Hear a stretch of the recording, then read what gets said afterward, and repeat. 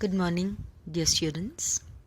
Today we'll have a discussion of the story written by Mark Twain, The Invalid's Story. It is the first story in the short story collection, which is a part of your paper, Studies in Fiction. The Invalid's Story was written by Mark Twain, and Mark Twain is the pen name of Samuel Langhorne Clemens. It is a pseudonym or pen name, and he was born in Florida, Missouri in 1835.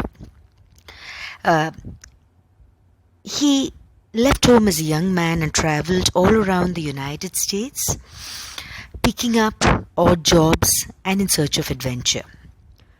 Travel was a very important part of his life, and he experienced many different types of travel available to the people of his time, the people of the 19th century. He traveled by stagecoach, he worked as a riverboat pilot, and also loved to travel by train. The Invalid's Story is a very good example of train travel. It was written in 1877, a time when train travel was becoming popular, and not only people but also goods and freight were transported by train. Mark Twain is a very prolific writer. He has written a lot of fiction. Some of his well-known books are The Adventures of Huckleberry Finn, The Adventures of Tom Sawyer, The Prince and the Pauper, and so on. He has also written autobiographical and travel books, including Roughing It, Old Times on the Mississippi, and Following the Equator. As to his pen name, Mark Twain, he took the name when he was 27 years old, and he has derived this name from riverboat terminology. The name Mark Twain means 2 fathoms. 2 fathoms is a unit of depth, and it's actually 12 feet deep. It is a term used in riverboating, and it is the leadsman's call to indicate the depth of the water necessary and safe for a riverboat to enter the harbor. This story, which we have for study, was first written in 1877 and was published in 1882 in the collection The Stolen White Elephant. These are a couple of his well-known novels, Huckleberry Finn and Tom Sawyer. Now, let us move to the setting of the story. The story is set in the late 1800s. It takes place during one night. The whole duration of the story is a single night, a single winter night, and the place it takes place is on a train. The train is traveling from Ohio to the Wisconsin region, the reason for which will be revealed later. Now, coming to the plot of the story. The story is a story of misunderstanding. It is a funny, hilarious tale about the unfortunate misadventures of 2 men on a train. 2 men who mistake a box of guns and a piece of cheese for a decaying corpse in a coffin. They try many tactics in an attempt to fight the smell of the corpse, but in the end, all their efforts end up in failure. And the result is a hilarious story typical of the frontier-style humor for which Mark Twain is best known. The story takes place on a train, and the 1870s was the golden age of the American railroads, and the trains had become a popular means of travel and transportation. And this travel, as I mentioned earlier, was a very important part of Mark Twain's life. I don't know if I mentioned earlier, his actual name was Samuel Langhorne Clemens. Mark Twain is just his pseudonym or pen name. Now, for the plot, for a detailed version of the plot. At the beginning of the story, the narrator explains that he looks and feels older than he is, and that he used to be much healthier than he is now. He attributes his decline in health to the strange events which happened on one winter night, during which he travelled with a box of guns for a distance of 200 miles. The narrator recalls how 2 years before he had arrived at his home in Cleveland, Ohio, and learned of the recent death of his friend John Hackett. Following Hackett's last wishes, the narrator left for the train station to take Hackett's body back to his parents in Bethlehem, Wisconsin. The narrator found a white pine box at the station which matched the description of the coffin. He attached the address card of Hackett's father. Hackett's father's name was Deacon Levi Hackett. He attached this card to the white pine box and had it loaded on the train, on the express car of the train. The express car was a method for transporting packages by train that was safer and faster, but also more expensive than normal freight cars. The narrator left to get food and cigars for the journey, and when he came back, he was shocked to find the white pine box on the platform, and also to see a young man tacking an address card onto an identical box. He went into the express car to check if his white pine box was still in the car, in the compartment, which it was. At this point, the narrator informs the reader that there was a mistake in the labeling of the boxes and that the two boxes had been interchanged. The first box in the express car, which the narrator assumed was the corpse of his friend, was actually a box of guns that was meant to go to Peoria in Illinois. Conversely, the second box, which the young man assumed to be guns, was actually a coffin carrying the corpse of the narrator's friend. However, the narrator was not aware of this fact at the time that he was taking the train trip. He settled into the express car where he and the expressman, Thompson. An expressman is a man hired by the express company to look after the express packages. So this Thompson and the narrator settled in for a long 200-mile journey. Right before the train started, a stranger came into the express car and placed a package on the white pine box. It was a packet of Limburger cheese, a particular variety of cheese. Neither the narrator nor the expressman was aware that the coffin contained guns. They were also not aware that the package on top of the coffin contained ripe, mature cheese with a distinctive smell. Once again, the narrator tells the reader this fact, which he was not aware of at the time of the train journey. As the car started, Thompson walked around the express car, sealing the car against the winter storm raging outside, so that he and the narrator could keep warm.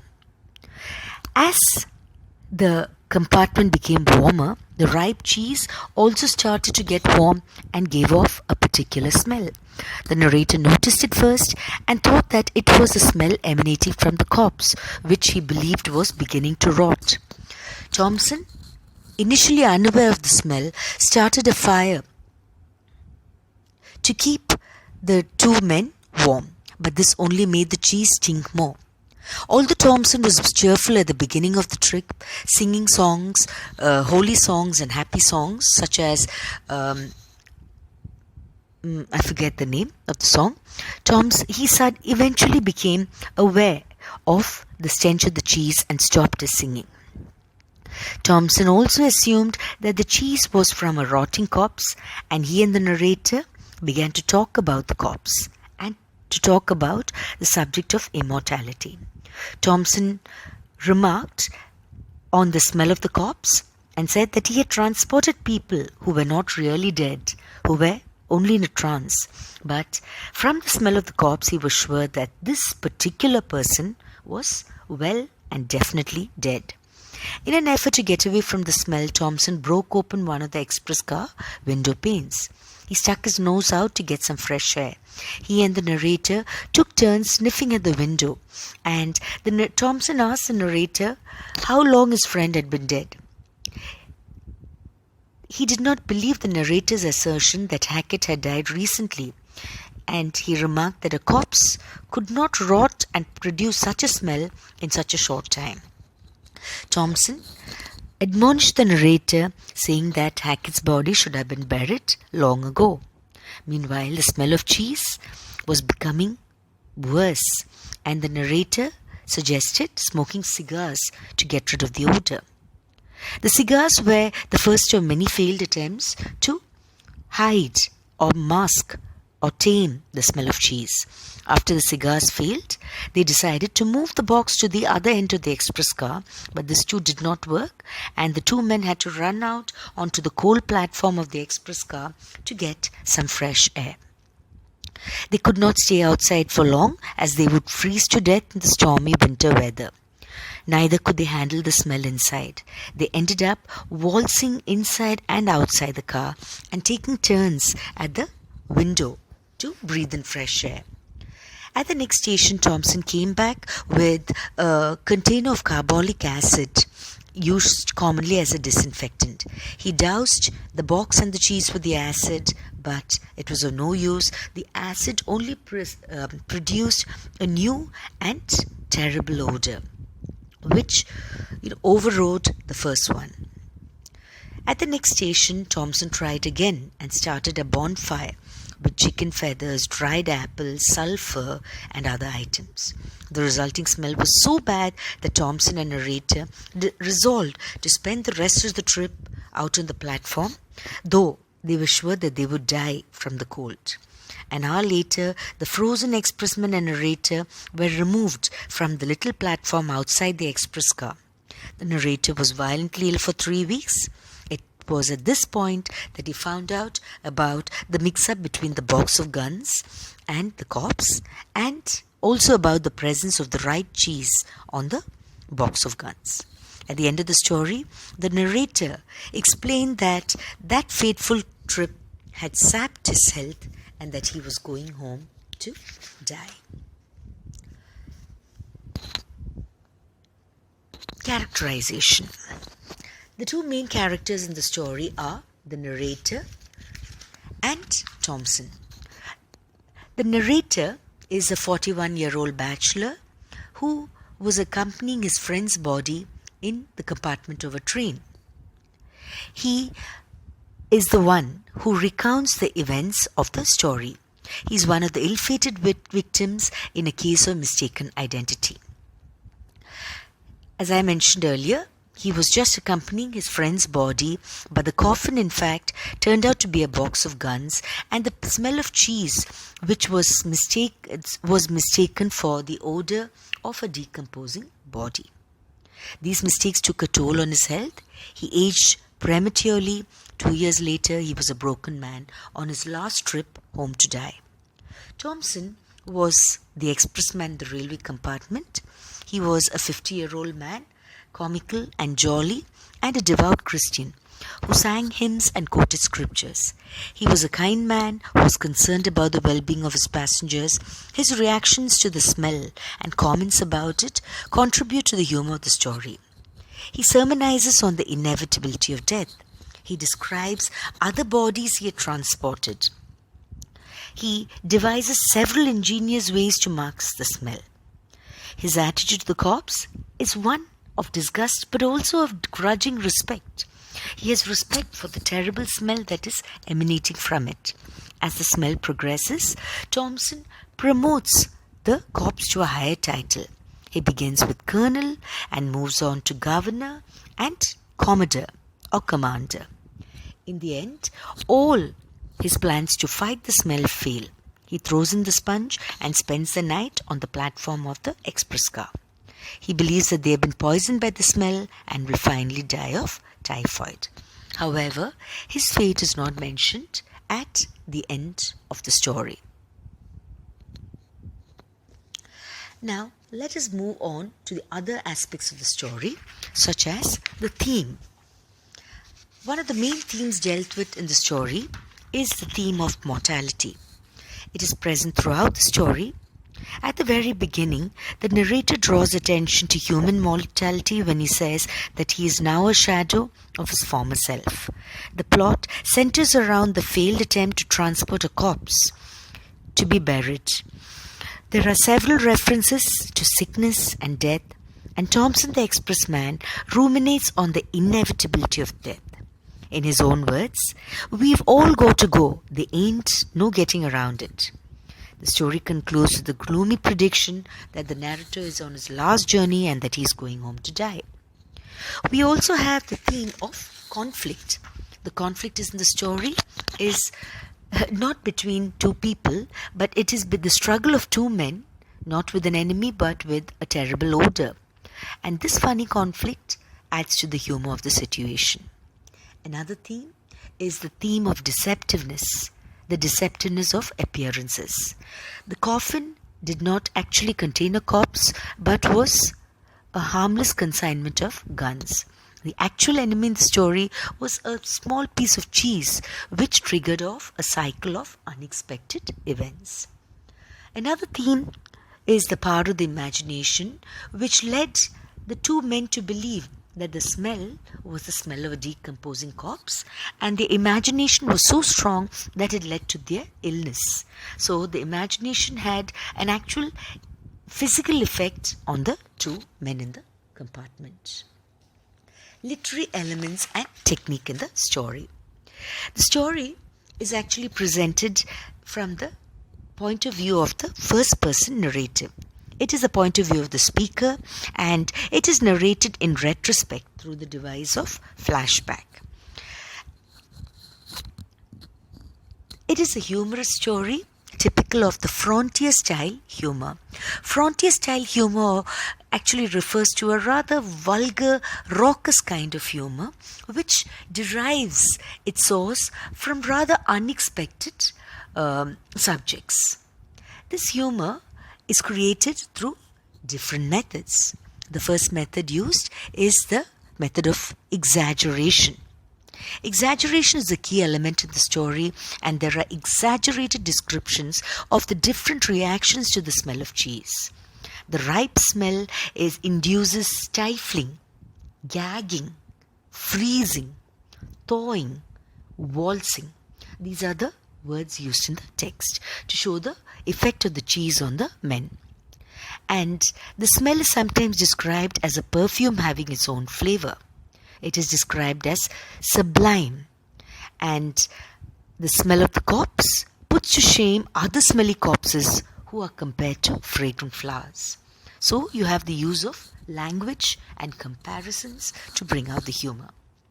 The humor has been described as a kind of grisly, morbid humor. Mark Twain extracts humor from unfortunate circumstances, and the whole story deals with an absent body in a railway compartment. There are several irreverent references to death and the smell of the dead body. The corpse is given various humorous titles by the expressman Thompson. As the smell reaches its peak, Thompson promotes the corpse to a bigger military title: Colonel, General, Commodore, and finally Governor. The story has often been criticized for its rather funereal, dealing with funerals and death, and grisly humor. Another kind of humor used is olfactory humor. Mark Twain amuses the reader by focusing on the essence of the smell. The story describes the overpowering smell of cheese in a closed railway compartment. The smell permeates the carriage and is mistaken for a decaying corpse. Several methods are used to disguise the smell, but only serve to make it worse.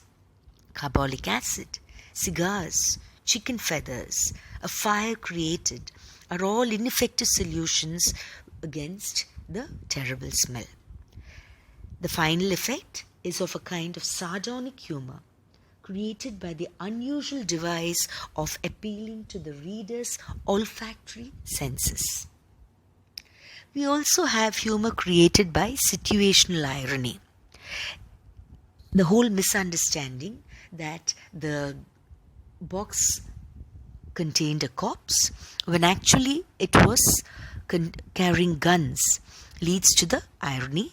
And the irony is that the narrator is unaware of this truth during his journey, but it is revealed to the reader right at the beginning of the story. So 3 weeks after the ordeal, the narrator realizes that he was actually only transporting a box of guns, not a dead body, and that the disgusting odor was not from a corpse, but from cheese. Thank you. That is the end of The Invalid's Story.